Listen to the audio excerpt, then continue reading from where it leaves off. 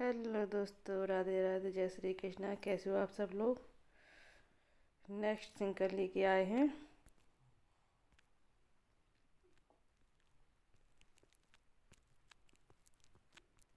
पेरियार। कौन सी सिंगर आए हैं? पेरियार।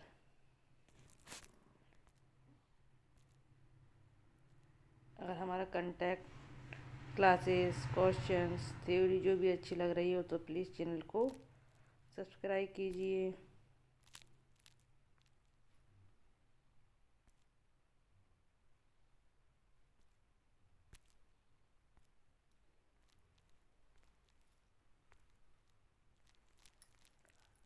वर्क नहीं कर रहा है पेंसिल। चैनल को सब्सक्राइब कीजिए, सेशन को लाइक कीजिए। यदि कोई कमी या त्रुटि है तो वो भी कमेंट में बताने की ज़रूर कोशिश करें। चलिए चलते हैं। जो थ्योरी चल रही है वो पीजीटी लेवल के जितने भी एग्ज़ाम होते हैं, नेट है वो, सेट हो, पीजीटी लेवल का कोई सी भी वर्ग 1, वर्ग 2, असिस्टेंट प्रोफेसर, एमपी सेट, जितने भी क्वेश्चन, जितने भी एग्ज़ाम होते हैं सबके लिए इम्पोर्टेंट है। चलिए अपन चलते हैं थ्योरी। आज अपनी क्लास पेरियर की वो भी थ्योरी लेके आए हैं, ठीक है।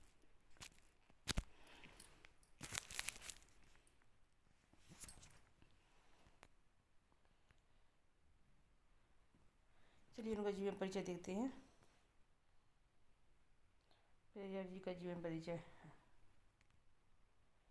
ईवी रामास्वामी पेरियार, रामास्वामी पेरियार, ठीक है। तो उनका पूरा नाम कई बार एग्जाम में पूछा गया है। एरोड वेंकटप्पा रामास्वामी। एरोड पेरियार तो उनकी उपाधि है, जी कब कैसे मिली है वो अपन लोग आगे चर्चा करते हैं इस बात पर, ठीक। तो उनका पूरा का क्या नाम है? एरोड वेंकटप्पा रामास्वामी, राइट है ना। और उनका जन्म हुआ था 17 सितंबर। कब हुआ था? 17 सितंबर 1889 में, ठीक है। कहाँ हुआ था? तमिलनाडु में। मृत्यु कब हुई थी? 24 दिसंबर 1973 में। 24 दिसंबर कौन सा डे मनाते हैं? स्वशासन दिवस। कौन सा डे मनता है 24 दिसंबर को? स्वशासन दिवस का। देखो उनको ये पेरियार उनका उपनाम है। पेरियार उनकी जात नहीं है या कोई कास्ट नहीं है। पेरियार उनको एक उपनाम दिया गया था महान व्यक्ति होने के लिए, तो उन्हीं के इसलिए उनके नाम में ये लगा है, ठीक है।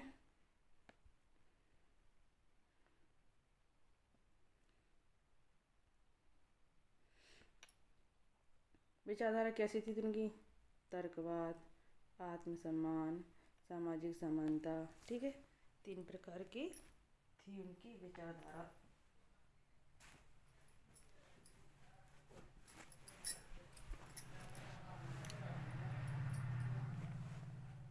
तर्कवाद, आत्मसम्मान,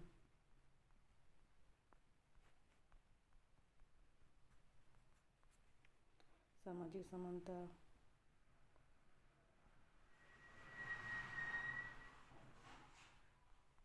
सामाजिक समानता। और इनके महत्वपूर्ण आंदोलन है आत्मसम्मान आंदोलन। किसने दिया था? तो पेरियार जी ने। इंग्लिश में भी इसको self respected movement, very very important है। यदि पेरियार जी से कोई क्वेश्चन बनता है तो जो क्वेश्चन तो 100% आता है, ठीक है। इनसे कोई क्वेश्चन बनेगा तो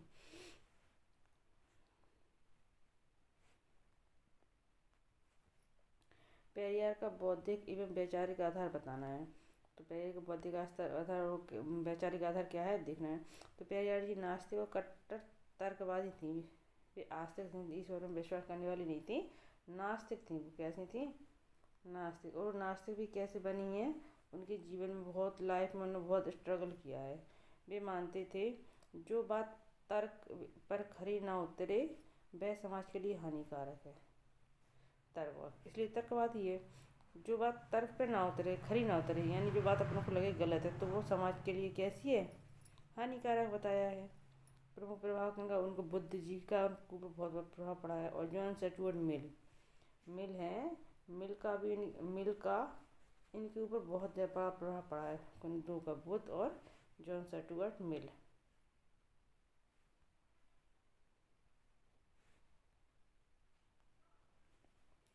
पाश्चात्य तर्कवादी विचारधारा।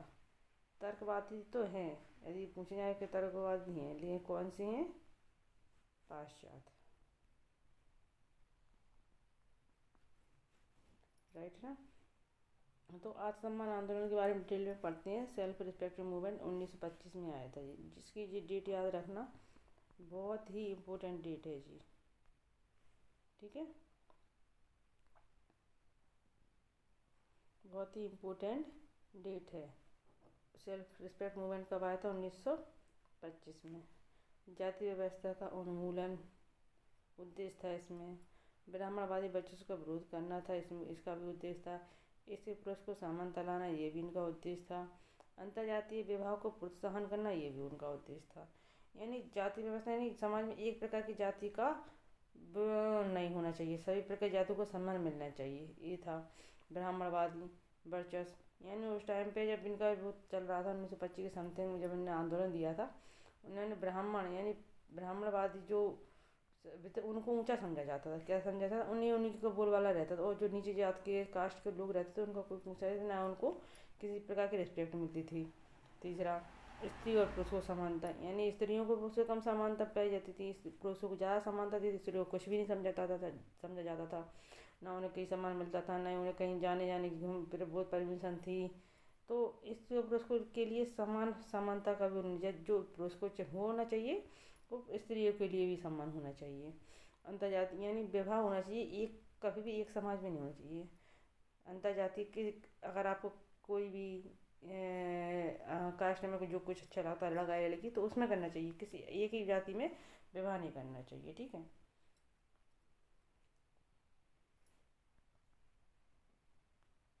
महत्व, सामाजिक क्रांति का आधार बताया इसको। दक्षिण भारत में चेतना प्रसार, दक्षिण भारत किसको माना जाता है? ये है, मान के चलो, भारत। ये है पूरब, ये है पश्चिम,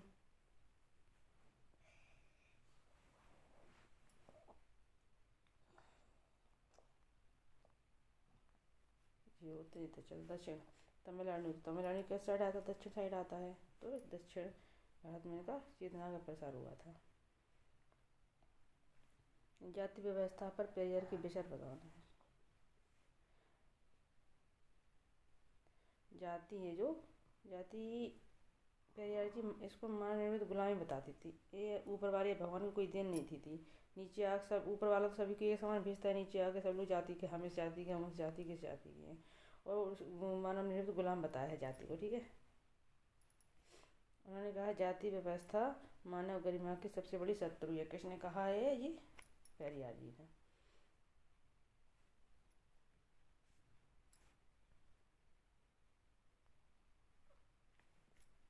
मुख्यमंत्री क्या कहें? वर्ण व्यवस्था का विरोध किया है।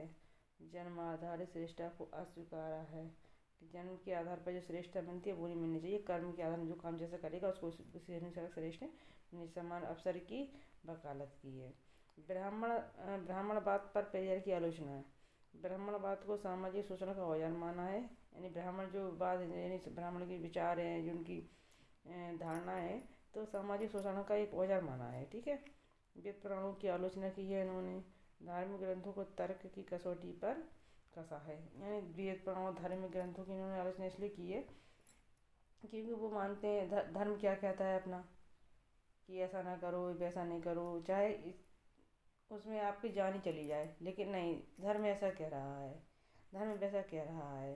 धर्म कह रहा है अदर कास्ट में शादी ना करो, चाहे वो धर्म में खुद स्वयं के धर्म में शादी करने वैसे जो सामने वाला मार मार के कूट टूट के मार डाले तो भी धर्म में करो, इसलिए उन्होंने धर्म की आलोचना की है। वेद पुराणों में लिखा होता है ऐसी बात कि ऐसी नहीं, स्त्री को ये करना चाहिए, स्त्री को वो करना चाहिए, स्त्री को ही क्यों करना चाहिए, तो उन्होंने उसकी भी आलोचना की है। इनके अनुसार मतलब ये धर्म ग्रंथ जो भी है तो बनाने वाले कौन थे? धर्म ग्रंथ को बनाने वाले कौन थे? ब्राह्मण। इसलिए उन्होंने ब्राह्मणवाद की आलोचना की है। बनाया क्या ने? ब्राह्मण ने। ईश्वर पर पेरियार के विचार हैं। पेरियार ईश्वर में विश्वास नहीं करते थे क्योंकि वो नास्तिक थे, नास्तिक हैं इसलिए तो वो विश्वास नहीं करते थे। धर्म को अंधविश्वास मानते थे, सामाजिक नियंत्रण का साधन मानते थे, शोषण का हथियार मानते थे। किनको? ईश्वर को, विसर्जन करते थे धर्म को। ठीक है, विसर्जन तो मानते थे, शोषण का हथियार मानते थे धर्म को। ठीक है,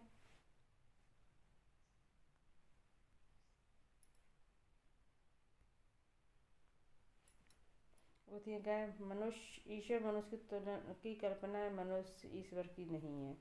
ईश्वर मनुष्य की कल्पना है, मनुष्य ईश्वर की नहीं है। मतलब ईश्वर मनुष्य की कल्पना है, मनुष्य ईश्वर की नहीं है। लेकिन जो प्रतिमा मान के चलो, ये मूर्ति बनी है, जो प्रतिमा बनी है वो ईश्वर की, तो किसने देखा था भगवान जी कैसे हैं? ये सीरियल आ रहे हैं, रामायण लिखी गई है, या फिर रामायण जो नाटक आते हैं, सीरियल आते हैं, प्रतिमा बनती हैं यहाँ वहाँ, तो ये किसको पता है कि ईश्वर ऐसे थे? नहीं थे ना। तो ये किसकी कल्पना है? ईश्वर किसकी कल्पना है? मानव की। लेकिन मनुष्य ईश्वर की कल्पना नहीं है, ये किसने कहा है? पेरियार जी ने। स्त्री मुक्ति पर पेरियार के विचार। स्त्रियों को पुरुषों के बराबर अधिकार मिलना चाहिए। पुरुष और स्त्री को कैसे अधिकार मिलना चाहिए? बराबर। जो विधवा लड़की हैं, जिनके पति मर जाते हैं, उनकी एज कम होती है, तो उनको दोबारा शादी करने का अधिकार मिलना चाहिए। विधवा विवाह का समर्थन किया है उन्होंने। बाल छोटी उम्र में बच्चों की शादी हो जाती है, उनका विरोध किया है पेरियार जी ने। संपत्ति में लड़कियों को समान अधिकार मिलना चाहिए। जी के विचार हैं पेरियार जी के स्त्री मुक्ति पर। ठीक है,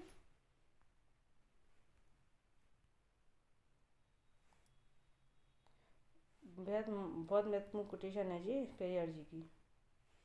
जब तक स्त्री स्वतंत्र नहीं, समाज स्वतंत्र नहीं हो सकता। जब तक स्त्री स्वतंत्र नहीं, समाज स्वतंत्र नहीं हो सकता। जी किसने कहा है? पेरियार जी ने। और शिक्षा पर विचार कैसे हैं? शिक्षा को सामाजिक परिवर्तन का हथियार माना। जब बच्चे लड़कियां पढ़ेंगी लिखेंगी, तभी ना वो आगे चल के अपने अधिकारों के लड़ पाएंगी।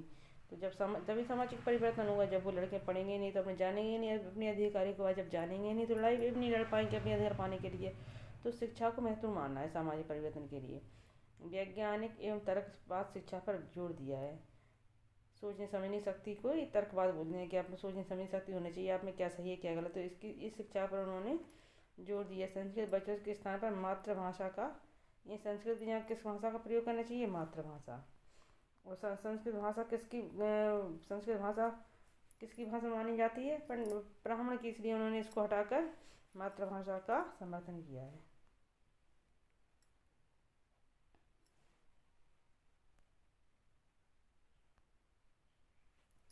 राजनीति विचार। प्रारंभ में कांग्रेस से जुड़ी रही थी ये। शुरुआत में किससे जुड़ी थी? कांग्रेस से। बाद में कांग्रेस छोड़ने का क्या कारण था? ब्राह्मण वर्चस्व के कारण। उसमें ब्राह्मणवाद का, यानी उसका में किसका ज़्यादा बोलबाला हो रहा था? ब्राह्मणवाद का, इसलिए उन्होंने उसको छोड़ दिया। फिर जस्टिस पार्टी से संबंधित रहे। जस्टिस पार्टी से संबंध रखा उन्होंने। फिर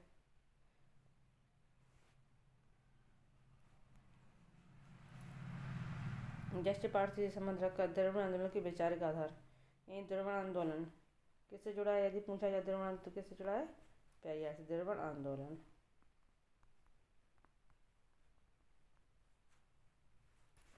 ठीक है, नेक्स्ट है द्रविड़ आंदोलन में पेरियार की भूमिका बतानी है। तो जब द्रविड़ आंदोलन किसने किया था?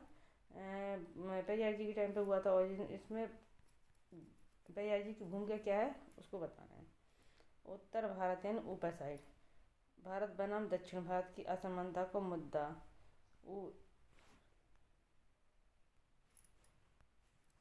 मैंने बताया था जी, भारत जी है उत्तर भारत, जी है दक्षिण भारत। बनाम यानी एक दूसरे का अपोजिट। दक्षिण भारत की असमानता का मुद्दा था। इसमें हिंदी हिंदी थोपे जाने का विरोध किया उन्होंने। द्रविड़ पहचान की मजबूती को मजबूती दिलवाई इसी आंदोलन के जरिए। उनकी प्रमुख रचनाएं कौन कौन सी हैं? Why were women enslaved. Why were women enslaved, very very important है ये।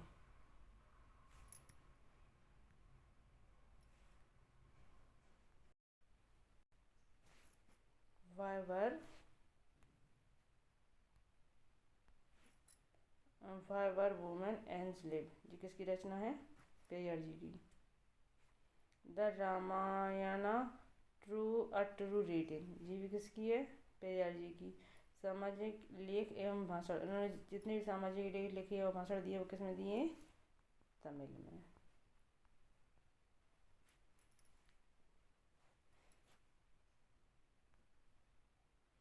चलिए दोस्तों बताइए कौन से थिंकर लेके आए थे हम? पेरियार। कैसे लगी आपको पेरियार की क्लास? जी ज़रूर बताना है। और उसमें एग्ज़ाम ओरिएंटेड पूछ बताया है सब कुछ। एग्ज़ाम के हिसाब से साथ ज़्यादा डिटेल नहीं दे रही हूँ, ओनली एग्ज़ाम ओरिएंटेड है। यदि क्लास अच्छी लगी हो तो प्लीज़ चैनल को सब्सक्राइब कीजिए।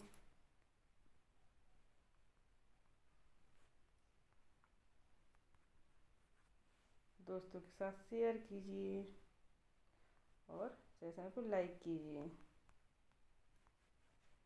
Thank you for watching.